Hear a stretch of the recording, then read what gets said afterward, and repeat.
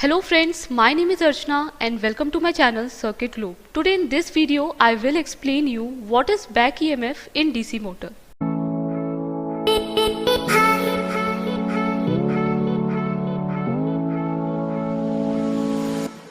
After watching this video, you will be able to know what are the main parts of DC motor, what is Fleming right hand rule, relation between back EMF and supply voltage, what are the advantages of the back EMF in DC motor, and how back EMF makes motor self-regulating.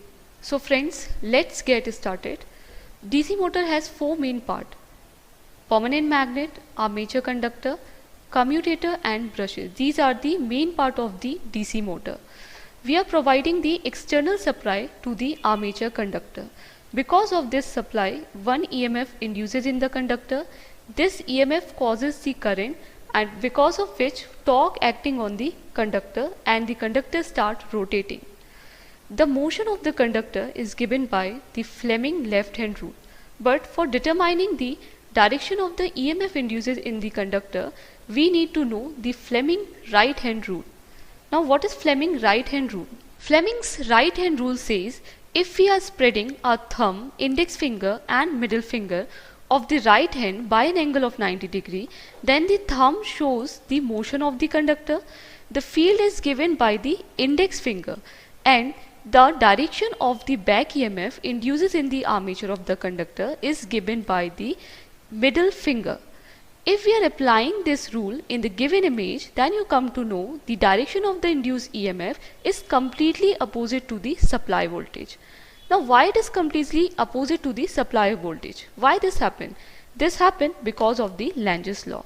Now what is Lange's law? Lange's law says causes always oppose the effect. Here cause is the back EMF and effect is the supply voltage. Because of the supply voltage, the back EMF induces in the armature conductor. That is the reason the back EMF opposes the supply voltage. For simplicity, consider the line diagram of the DC motor. Suppose this is the armature of the motor. We are providing the external supply through these end terminals, and the EMF induces in the armature conductor is given by EB. Okay. When we are providing the input to the motor, one EMF induces in the conductor. Because of this EMF, current starts flowing in the conductor. This current opposes the current which induces because of the main supply. Here also you can see the direction of the induced EMF opposes the supply voltage, and because the direction of the back EMF is opposite to the supply voltage, that is the reason we are calling this EMF back EMF. The relation between the back EMF and the supply voltage is given by this equation. Here EB shows the back EMF induces in the armature conductor, VT is the terminal voltage, IA is the current induces in the armature, and RA is the resistance of the armature. So this equation shows the total EMF induces in the conductor. Here one more thing you can see that the back EMF is inversely proportional to the armature conductor. Okay, so if back EMF increases, the value of the armature conductor decreases. Advantages of back EMF in DC motor. The back EMF has many advantages in DC motor. The first one is that the energy conversion. In DC motor, the energy conversion is possible because of the back EMF.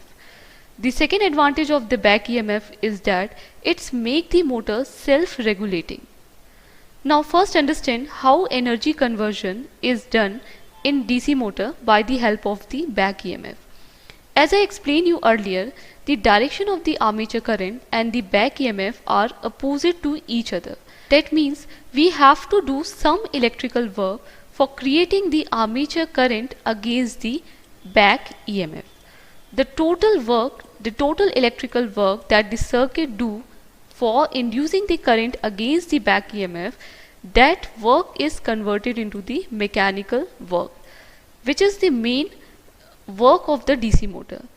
The DC motor convert the electrical energy into the mechanical work. So here the total electrical energy that we require for inducing the armature current against the back EMF, that energy is converted into the mechanical work, and this mechanical work is used for driving the mechanical load. So here we can say the back EMF play a major role for the energy conversion in the DC motor. Now come to the second advantage. The back EMF makes the motor self-regulating. Here, what is the meaning of self-regulating? The term self-regulating means the torque induces on the motor according to the requirement. Now how back EMF makes motor self-regulating? For understanding this, consider the three conditions. First one is that the motor is running at no load. Now consider VR suddenly increases the load on the motor, and in the third condition VR suddenly decreases the load across the motor. Now first understand what happens when motor is running at no load. If motor is running at no load, that means motor require very less torque. Okay, and torque is directly proportional to the armature current. If the value of the torque is less, that means very small amount of current induces in the conductor. As I explained you, the armature current is inversely proportional to the back EMF induces in the conductor. So if the value of armature current is less, that means the magnitude of the EMF induces in the conductor is very high.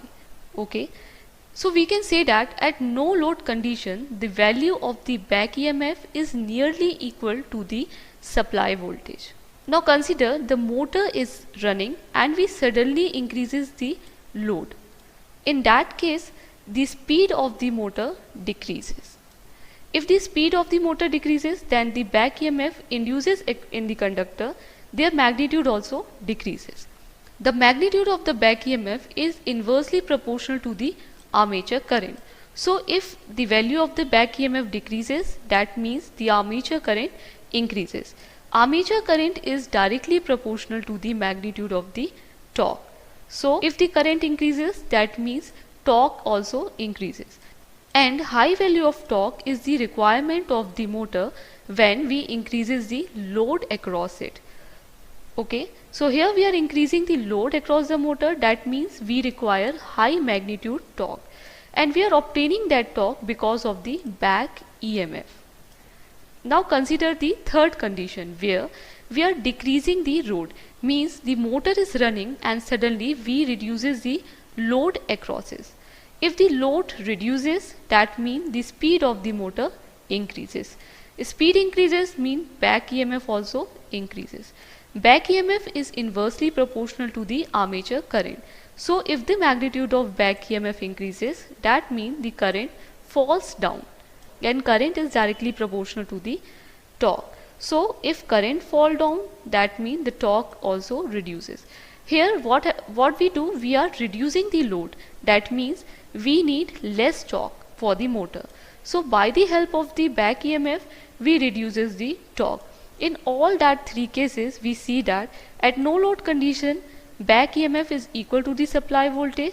When we suddenly increase the load, the magnitude of torque increases. This happens because of the back EMF. And in third condition, when we reduces the load, in that case also because of the back EMF, the magnitude of torque reduces. So we can say that back EMF makes the motor self-regulating. So friends, I hope you like my video. For study in detail, you may also refer our official website, which is thecircuitglobe.com.